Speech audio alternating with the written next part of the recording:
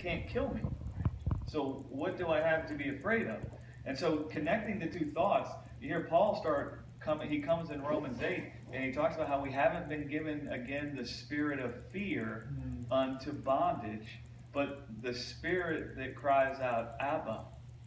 Now, when the spirit you have cries out, Abba, it implies the life that you're a possessor of.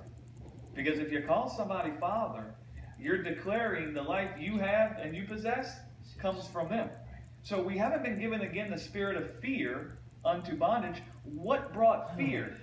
Death. Death brought fear. We were all our days in bondage through the fear of death. We have not been given a spirit of fear unto bondage again, but we've given the spirit of life, of an immortal life that cries out Abba, and that life that dwells in us that cries out Abba, it replaces fear in our hearts with what God has done for us because He loves us, because we have an immortal life now. We have a spirit in us that can't die. We saw what happened when death came against that spirit. We saw that spirit didn't just rise up by itself, but it took the body that it was dwelling in along with it when it rose up from the death. And so that's the spirit we have dwelling in us. And so that spirit of an immortal life that can never be conquered, that can never die, that's dwelling in this earthen vessel, what it does is it casts out the spirit of fear. And so we're no longer afraid of what ISIS or anybody can do because they can't kill me. They can't take my life. Because I have a spirit in me that cries out Abba. And what is that spirit declaring when he cries out Abba? The life I have in myself comes from God. Now, can ISIS come and conquer God?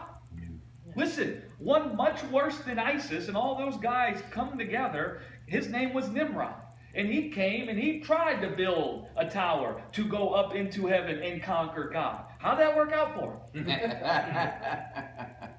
It didn't. And so we haven't been given a spirit of fear. We've been given the spirit of an immortal life. Yes.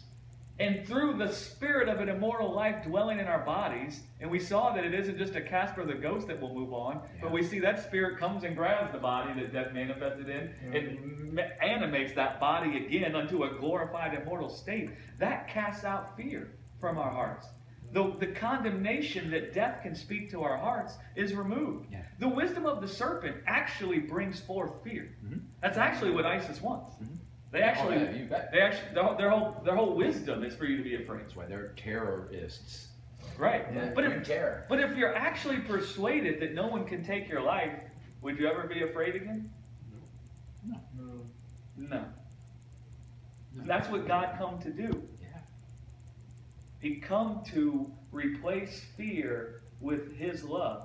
When it says perfect love casts out fear, really what that's saying in the Greek, when you look at it technically, it means love perfected in a human heart casts out fear.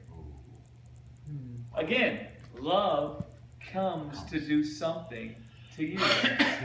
It comes to perform a work in your heart by casting out fear, replacing fear with love. How does it do that? It fills your heart with the word of the immortal life that God brought about and made you partakers of in Jesus.